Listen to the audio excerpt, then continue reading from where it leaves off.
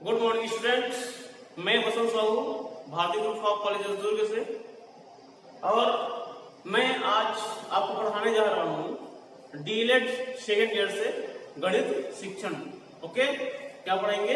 गणित शिक्षण। ठीक, तो आज हम एक नया टॉपिक लेके आए हैं आपके लिए, जिसका नाम है आपका आंकड़ों से निष्कर्ष निकालना कैसे सिखाएं। ठीक है, यानी कि हम बच्चों को किस प्रकार से आंकड़े निकालना सिखाते हैं और उन आंकड़ों से आप कैसे निष्कर्ष तक पहुंच सकते हैं। ठीक है, मतलब कौन से आंकड़े को देखकर आप किस प्रकार से निष्कर्ष निकालेंगे, उसके बारे में आज हम चर्चा करेंगे।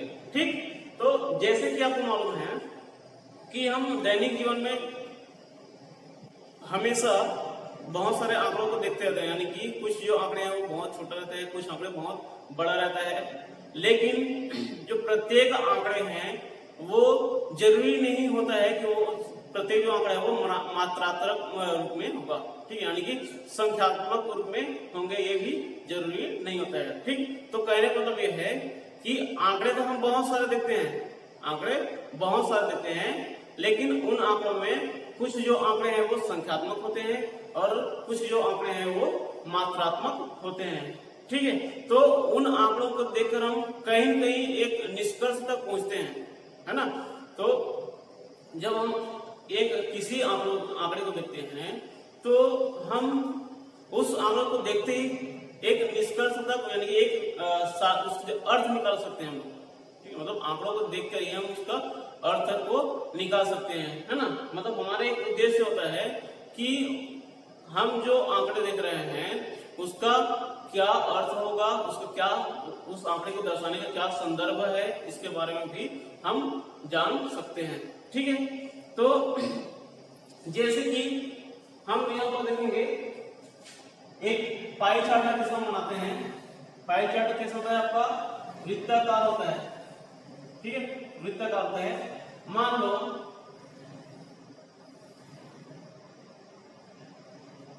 इतने जो भाग है आपका, इतने जो भाग है, किसी में एक स्कूल में जो नियुक्त है ना शिक्षकों की उपस्थिति की मैं यदि बात करूं तो सपोज ये क्या है आपका 55% है और ये क्या है आपका 45% हो गया, ये 55% हो गया। ठीक है, तो ये पाई चार्ट बनाया हूं। इस पाई चार्ट में मैं ये शो कर रहा हूं कि किसी स्कूल के प्राथमिक शाला में, किसी स्कूल के प्राथमिक शाला में नियुक्त होने वाले जो कर्मचारी हैं उनको यहाँ पर एक मैं पाई चार्ट के द्वारा दर्शा रहा हूँ। ठीक है, तो जो यहाँ पर भरा हुआ है, ठीक है, उस स्कूल में जितने कर्मचारी है, मतलब 100% कर्मचारी होना चाहिए, लेकिन 100% कर्मचारी में से आपका 45% कर्मचारी ही वहां पर नियुक्त किए गए हैं। ठीक, इसका मतलब क्या है? जो वहां उस स्कूल में 55% जो पद है वो अभी भी खाली पड़ा हुआ है। ठीक, इसी तरह से हम एक ग्राफ के द्वारा भी बार डायग्राम इसको बोलते हैं। ठीक है, एक्स एक्सिस होता है और एक वाई एक्सिस होता है, तो हम एक बार डायग्राम में भी उसको दर्शा सकते हैं, है ना। जैसे कि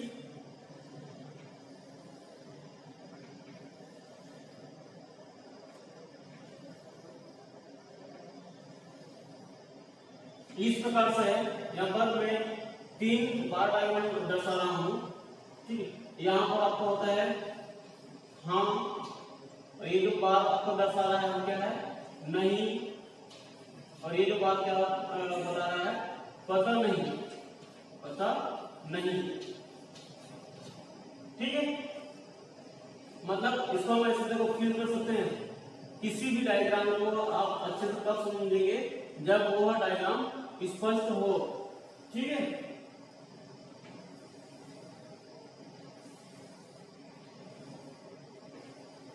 ये उसके बाद यहाँ पर हम उसका जो परसेंटेज है उसको दर्शाते हैं। परसेंटेज कैसे दर्शाएंगे? यहाँ पर 10% है, 20% है, 30% है, 40% है, 50% है ना, ये 60% है। ठीक, तो यहां पर मैं एक ये जो डायग्राम है इसमें ये जो ग्राफ है इसमें मैं ये शो किया हूं कि एक या फिर एक देश में, ठीक है, एक देश में टेलीविजन का जो नेटवर्क है, ठीक है, टेलीविजन का नेटवर्क फैलना चाहिए या नहीं फैलना चाहिए, ठीक है, या फिर आप यूं देख सकते हो कि पूरे देश में इंटरनेट का फैलाव, ठीक है, पूरे देश में इंटरनेट का जो नेटवर्क है वो फैलना चाहिए या नहीं फैलना चाहिए, उसके बारे में मैं यहाँ पर बताना चाहता हूँ। तो यहाँ पर देख सकते हैं कि हाँ कहने वाले कितने प्रतिशत लोग हैं, हाँ कहने वाले कितने प्रतिशत लोग हैं, यहाँ पर 60% लोग हैं, है ना, 60% लोग ये कह रहे हैं कि हाँ पूरे देश में इंटरनेट का नेटवर्क फैलाना चाहिए, ठीक है। इसी प्रकार से जो नहीं कहने वाले कितने प्रतिशत है, यहाँ पर 50% है, 50% जो व्यक्ति है वो नहीं कहने वाले में से आते हैं, ठीक। इसी प्रकार से जो 20% है, जो 20% जो लोग होते हैं वो ये बता रहे हैं कि हम यहाँ पर कुछ नहीं कर सकते कि देश में इंटरनेट का फैलाव होना चाहिए या नहीं होना चाहिए, ये हम कुछ नहीं कर सकते यहाँ पर इस बात, ठीक। तो इस तरह से आप किसी भी आंकड़े को ग्राफ के रूप में दर्शा सकते हैं, ठीक है। यानी कि ये जो आंकड़ा आपको मिला है, अब इस आंकड़े को देख के ही आप निष्कर्ष निकाल सकते हैं कि हाँ 60% लोग यहाँ पर हाँ बोल रहे हैं, 50% लोग नहीं बोल रहे हैं और 20% लोग पता नहीं बोल रहे हैं, ठीक है। इसी प्रकार से आप पाई चार्ट में भी देख सकते हैं कि 45% यहाँ पर पद भर चुका है, लेकिन 55% जो पद है वो अभी भी खाली है, ठीक है। तो कहने को मतलब ये है कि हम आंकड़ों को देखकर, ठीक है, हम हमारे पास जो भी आंकड़े रहते हैं उसको हम देखकर ही उसके निष्कर्ष तक पहुंच सकते हैं, मतलब, और उसके बाद पे हम उस जो संदर्भ है, जो अर्थ है, ठीक है, उस ग्राफ का क्या तात्पर्य है उसको हम देख के बता सकते हैं, ओके, ठीक। अब हम ये देखेंगे कि आंकड़ों से जो निकला कथन, आंकड़ों से हम कथन कैसे निकालेंगे, ठीक है, आंकड़ों से हम कथन कैसे निकालेंगे। तो देखो, मान लो कि जून में एक सप्ताह बहुत गर्मी रहता है, ठीक है, जो कि पिछले 50 वर्षों से सबसे अधिकतम है, ठीक है। कहने का मतलब यह है कि मैं एक एग्जांपल लेता हूं कि जून के एक सप्ताह में जो गर्मी है वो सबसे अधिक रहा, जो कि अभी तक के पिछले 50 वर्षों में नहीं हुआ था, ठीक है। तो ये एक निष्कर्ष है, अब एक कथन है, ठीक है, एक आंकड़ों का हम क्या बना रहे हैं, यहाँ पर कथन बना रहे हैं, ठीक है। इसी प्रकार से हम ये देखेंगे कि क्रिकेट पसंद करने वाले बच्चे दुनिया भर में सबसे अधिक है, ठीक है, क्रिकेट पसंद करने वाले बच्चे दुनिया भर में सबसे अधिक है। इस प्रकार से हम एक कथन बना सकते हैं आंकड़ों के रूप में, ठीक है। इसी तरह से यदि हम देखना चाहें तो क्रिकेट देखने वालों में से उपस्थिति ज्यादातर कितना होता है, 25 वर्ष से 30 वर्ष के बच्चों की, जो व्यक्ति की जो उपस्थिति है वो अधिक होती है। इसी प्रकार से जो उपस्थिति में बहुत उतार चढ़ाव होता है वो भी क्या है, एक प्रकार के अनिश्चितता आंकड़ा है, ठीक है। आप देखो यहां पर भी दो प्रकार के आंकड़े मिल रहे हैं आपको, है ना, कि क्रिकेट देखने वाले लोगों में 20 से 25 वर्ष के व्यक्ति सबसे अधिक होते हैं, ठीक, ये बात निश्चित है। लेकिन यदि हम कहेंगे कि मौसम के बारे में, कि मौसम में प्रत्येक महीने में उतार चढ़ाव होता रहता है, तो यहाँ पर हम जो आंकड़े हैं वो निश्चित नहीं बता सकते हैं। ठीक है, हम उसमें एक निश्चित निष्कर्ष तक नहीं पहुंच सकते, बल्कि हम सिर्फ इतना ही कर सकते हैं कि मौसम में क्या होता है, दिन प्रतिदिन उतार चढ़ाव होता रहता है। ठीक है, इस प्रकार से आप निष्कर्ष निकाल सकते हैं किसी आंकड़ों के कथन द्वारा। ओके, और इसी तरह से हम ये भी देखेंगे कि आंकड़ों को निरूपित करने वाले जो मान है, ठीक है, हम बच्चों को ये भी बताएंगे कि हमारे पास जो भी आंकड़े हैं हम उसका मान कैसे निकालेंगे, उसका हम वैल्यू कैसे निकालेंगे। ठीक है, तो वैल्यू निकालने के लिए हमारे पास हम यहाँ पर दो तरीके पढ़ेंगे। पहला तरीका है बहुलक। ठीक है, पहला हम देखेंगे बहुलक विधि से आंकड़ों का मान कैसे निकालेंगे, और दूसरा तरीका क्या है, मध्यमान यानी कि औसत हम कैसे निकालते हैं। ठीक है, तो देखो सबसे पहले हम यहाँ पर देखेंगे बहुलक। बहुलक द्वारा आंकड़ों का मान कैसे निकाला जाता है। ठीक है, बहुलक का मतलब क्या होता है, बहुलक का मतलब होता है अधिकतम मान। ठीक है, हमारे पास जैसे कि बहुत सारे आंकड़े हैं, अब उन आंकड़ों में से जिसका मान अधिकतम होता है या जो अधिकतम मतलब मैक्सिमम टाइम क्या होता है, रिपीट होता है, पुनरावृत्ति होती है, उसको हम क्या कहते हैं, बहुलक। ठीक है, जिसको हम इंग्लिश में क्या बोलते हैं, मोड। ओके, तो देखो बहुलक कैसे फाइंड करेंगे,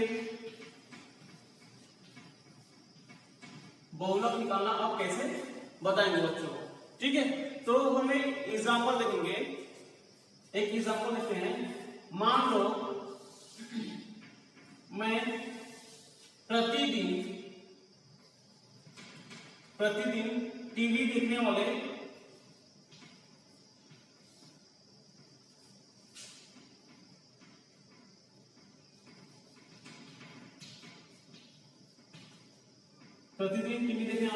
जो बच्चे हैं उनकी संख्याओं के बीच हम एक बहुलक निकालते हैं। ठीक है, यहां पर देखेंगे ये प्रतिदिन हो गया, घंटे में रहेगा। इसी प्रकार से यहां पर रहेगा आपका टीवी देखने वाले परिवार, देखने वाले परिवारों की संख्या कर सकते हैं। ठीक है, संख्या यहां पर कर सकते हैं। अब यहां पर हम ये दर्शाएंगे कि बिल्कुल नहीं देखने वाले, ठीक है, नहीं देखने वाले,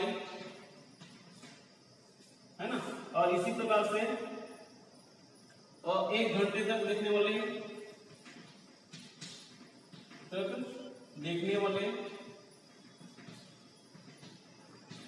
इसी प्रकार से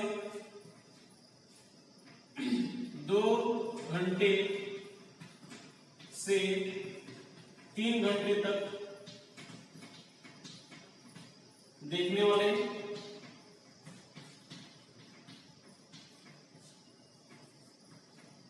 ठीक है, इसी प्रकार से 4 से 6 घंटे या 5 घंटे देख सकते हैं,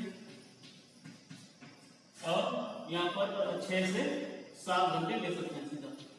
ठीक है, अब यहाँ पर हम लिखेंगे टीवी देखने वाले परिवारों की संख्या देखेंगे। ओके, टीवी देखने वाले परिवारों की संख्या देखेंगे। मान लो यहाँ पर 2000 है, यहाँ पर 1000 है, ठीक है, यहाँ पर 4000 है। ठीक, इसी प्रकार से यहाँ पर क्या है आपका 500 है, और यहाँ पर सपोज कितना है, 50 आ रहा है। ठीक, कहने का मतलब ये है कि यदि हम एक गांव में रहने वाले परिवारों की बात करें जो प्रतिदिन टीवी देखते हैं, ठीक, तो उन परिवारों को संख्या हम यहाँ पर देखेंगे। ओके, तो देखिए यहाँ पर टीवी नहीं देखने वाले परिवारों की संख्या, ठीक है, टीवी नहीं देखने वाले परिवारों की संख्या कितना, यहाँ पर 2000 है। ठीक है, इसी प्रकार से 1 घंटे टीवी देखने वाले प्रतिदिन, है ना, ये सब क्या है, प्रतिदिन वाले, तो प्रतिदिन 1 घंटे टीवी देखने वाले परिवारों की संख्या यहाँ पर कितना है, 1000 है। इसी प्रकार से 2 घंटे से 3 घंटे तक टीवी देखने वाले परिवारों की संख्या कितना है, 4000 है। 4 घंटे से 5 घंटे तक टीवी देखने वाले परिवार कितना है, 500 है। और 6 से 7 घंटे तक प्रतिदिन टीवी देखने वाले जो परिवार कितना है, यहाँ पर कितना है, 50 है। ठीक है, अब यहाँ पर हम इसको बहुलक देखना है। तो बहुलक मतलब क्या होता है, बहुत, मतलब सर्वाधिक कह सकते हैं। तो यहाँ पर हम ये देखेंगे कि सबसे ज्यादा परिवार कौन सा है, सबसे ज्यादा परिवार कौन सा है, यहाँ पर 4000 है। कितना है, 4000 है। तो इसका मतलब क्या है, जो 4000 परिवार है वो क्या करता है, प्रतिदिन 2 से 3 घंटे तक टीवी देखते हैं।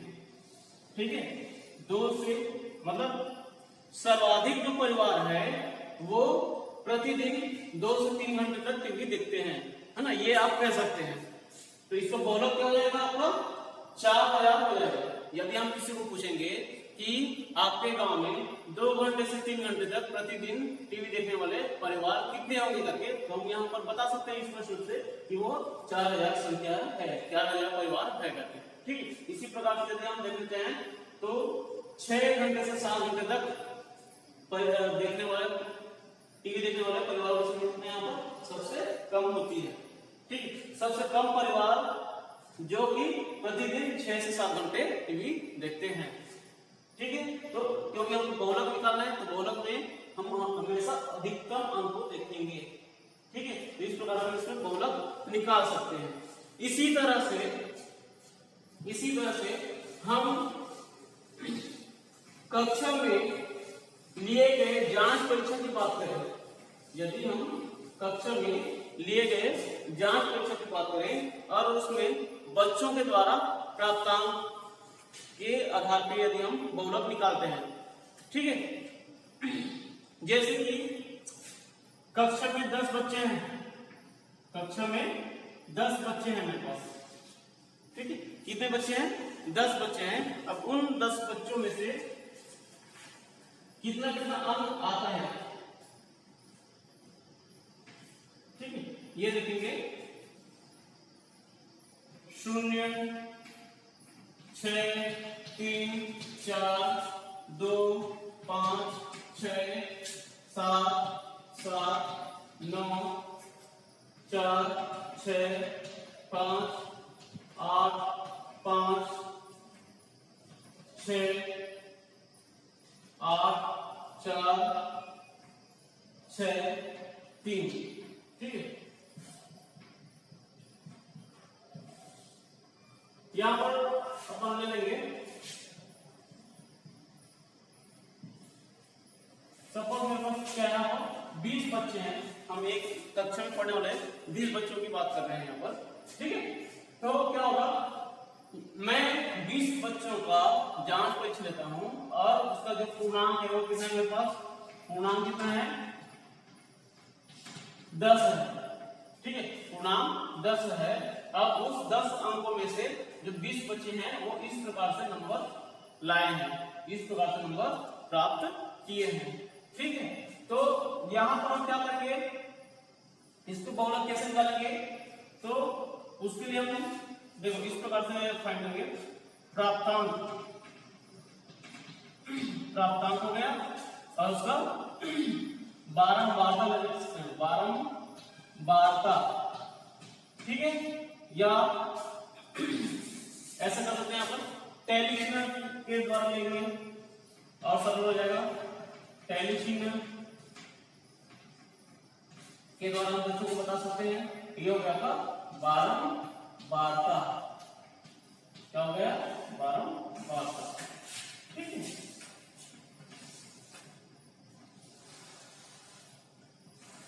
तो अब यहाँ पर हम देखेंगे कि कौन कौन से नंबर लाए हैं बच्चे। ठीक है, कौन कौन से नंबर यहाँ पर लाए हैं, तो देखेंगे यहाँ पर 0 है, जितने यहाँ पर अंक दिए रहते हैं, डिफरेंट अलग अलग जो अंक दिए रहते हैं, सिर्फ हम उसी को यहाँ पर लिखेंगे। 0 है, यहाँ पर 2 है, 3 है, 4 है, 5 6 7 8 और ये 9 है। ठीक है, 9 अंक तक के यहाँ पर है। ओके, अब शून्य नंबर लाने वाले बच्चों की संख्या कितने यहाँ पर शून्य अंक लाने वाले बच्चे एक ही है, तो कुछ टेंशन क्या होगा, एक। ठीक है, इसी प्रकार से 2 अंक लाने वाले बच्चों की संख्या कितना है, वो भी एक ही है, तो यहाँ पर भी एक लग रहेगा। 3 अंक लाने वाले बच्चों की संख्या कितना है, 1 2। ठीक, 2 ही आ रहा है। इसी प्रकार से 4 अंक लाने वाले बच्चों की संख्या 1 2 4, सॉरी 1 2 3 है यहाँ पर, 1 2 3। ठीक, इसी प्रकार से 4 अंक हो गए। 5 अंक लाने वाले बच्चों की संख्या 1 2 3, कितना है, 3 है, 1 2 3। इसी प्रकार से 6 अंक लाने वाले बच्चों की संख्या 1 2 3 4 5 है यहाँ पर। देखो 5 अंक कैसे लिखेंगे, 1 2 3 4 हो गया, और ये 5 को हम हमेशा क्रॉस करते हैं। ठीक है, क्या करेंगे, क्रॉस कर देते हैं। ठीक, इसी प्रकार 7 नंबर लाने वाले बच्चों की संख्या 1 2 2 ही है यहाँ पर। 8 नंबर लाने वाले बच्चे यहाँ पर भी 2 ही है, और 9 नंबर लाने वाले बच्चे कितने यहाँ पर, 1 है।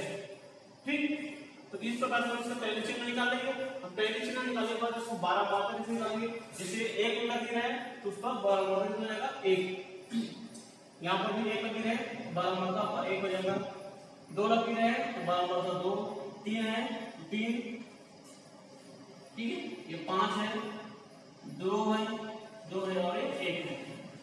ठीक, तो इस प्रकार से हम बारंबार तो सारणी रखेंगे कि अधिकतम अंक कितना है, उससे बारंबार तक कितना है, अधिकतम कितना आ रहा है, 5 आ रहा है, 5 आ रहा है। इसका मतलब यहाँ पर 5 किस पर आ रहा है, आपका 6 पे आ रहा है। किस पर आ रहा है, 6 पर आ रहा है। इसका मतलब क्या है कि सबसे अधिक बच्चों ने 6 अंक प्राप्त किए हैं। ठीक है, सबसे अधिक बच्चों ने 6 अंक प्राप्त किए हैं, या आप ये कह सकते हैं कि सबसे अधिक नंबर प्राप्त करने वाले बच्चों की संख्या कितना है, यहाँ पर आपको 5 है। ठीक, ये भी आप बोल सकते हैं दूसरे शब्दों में कि 6 अंक लाने वाले बच्चों की संख्या कितना है, 5 है। ठीक, तो इस प्रकार से आप बहुलक निकाल सकते हैं। बहुलक मतलब अधिकतम अंक को ही हम बहुलक कहते हैं। ठीक है, इसी प्रकार से यदि हम देखना चाहें तो माध्यिका, जैसे हम माध्यिका निकालना चाहेंगे, है ना, तो माध्यिका में क्या करेंगे, ये बहुलक आपका हो गया। अब माध्यिका देखेंगे, माध्यिका के द्वारा हम आंकड़ों का निष्कर्ष कैसे निकालेंगे।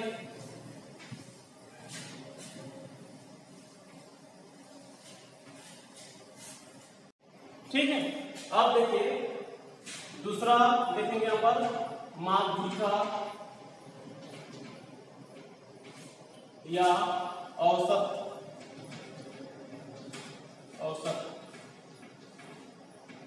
ठीक, अब इसके लिए भी क्या होता है, जैसे कि मान लो मेरे पास कुछ नंबर है, कुछ नंबर दिया हुआ है 2 3 5, ये इसको मैं कक्षा में लेने वाले जो परीक्षा है, जान परीक्षा है, उसी का नाम प्राप्तांक ले सकते हैं। इसको 4 6 8 9 2 सॉरी 1 है ना, और क्या है 7। इस प्रकार से हम नंबर को ले सकते हैं।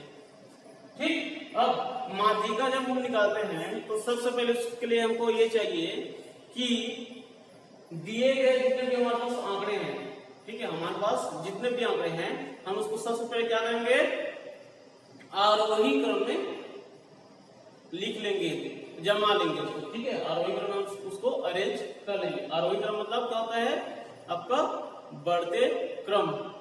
ठीक है, क्या होगा, बढ़ते क्रम। तो बढ़ते क्रम क्या होता है, सबसे छोटा नंबर सबसे पहले होगा, तो 2 हो गया, तो सॉरी यहाँ पर सबसे छोटा नंबर कितना है, 1 है, फिर 2 है, 3 4 5 6 7 और ये 8 और 9। ठीक, तो हमारा सबसे पहले काम ये होता है, हम उसको जो भी हमारे पास आंकड़े होते हैं इसको क्या करेंगे, आरोही क्रम में जमा लेंगे। ठीक, अब क्या करेंगे, कितने हमारे पास आंकड़े हैं, आंकड़ों की संख्या कितना है, 1 2 3 4 5 6 7 8 9, कितना है यहाँ पर आंकड़ों की संख्या 9 है। ठीक है, अब ये 9 को हम n के बराबर लिखते हैं, n क्या यहाँ पर कुल आंकड़ों की संख्या होता है। तो माध्यिका कैसे निकालेंगे हम लोग, माध्यिका बराबर क्या होता है आपका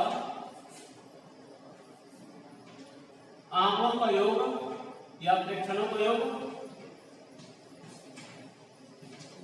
आंकड़ों का योग बटे आंकड़ों की संख्या, आंकड़ों की संख्या। ठीक है, अब देखेंगे यहाँ पर आंकड़ों का जो योग कैसे करेंगे, जितने भी आंकड़े हैं उसको जोड़ लेंगे। ठीक है, तो 1 + 2 + 3 + 4 + 5 + 6 + 7 + 9 ये हो गया, बटे आंकड़ों की संख्या, कितना है आंकड़ों की संख्या 9 है, तो यहाँ पर 9 लिख देंगे। ठीक है, अब सबको हम जोड़ देंगे आपस में, तो देखो कितना हो जाएगा 10 10 20 हो जाएगा। ठीक है, 20 30 और 32, कितना आ जाएगा 32/9, 32/9। आप चाहे तो आप इसको इतना ही लिख सकते हैं या चाहो तो इसको दशमलव के रूप में भी आप निकाल सकते हो। ठीक है, तो इस तरह से आप माध्यिका निकाल सकते हो। माध्यिका का आपको सूत्र याद रखना पड़ेगा, माध्यिका का सूत्र याद रखना पड़ेगा आपको, क्या होता है आंकड़ों का योग बटे आंकड़ों की संख्या, या इसी को हम क्या बोलते हैं दूसरे शब्दों में प्रेक्षणों का योग बटे प्रेक्षणों की संख्या कहते हैं। ठीक, तो इस तरह से हम देखे हैं कि हमारे पास जो भी आंकड़े रहते हैं हम उन आंकड़ों को क्या करेंगे, सबसे पहले उस आंकड़ों को हम देखेंगे। ठीक है, हम उसका अवलोकन करेंगे, अवलोकन करने के बाद हम उसको, अगर वो संख्यात्मक रूप में है तो हम उस संख्यात्मक रूप को पहले मात्रात्मक रूप में लाते हैं, है ना, और मात्रात्मक रूप में लाने के बाद हम क्या करेंगे, उसको अरेंज उसी के अनुसार हम उसका जो संदर्भ है, उसके जो अर्थ है उसको निकालते हैं। ठीक है, इस प्रकार से हम किसी भी आंकड़ों का निष्कर्ष निकाल सकते हैं। ठीक, तो इस क्लास में हम क्या देखे हैं कि आंकड़ों द्वारा हम बच्चों को निष्कर्ष तक कैसे पहुंचा सकते हैं। ठीक है, हम आंकड़ों को देखकर उसके निष्कर्ष को कैसे निकाल सकते हैं, आज हम इसके बारे में चर्चा किए हैं। ठीक है, ओके, समझ आए यहां तक का? ठीक, थैंक यू।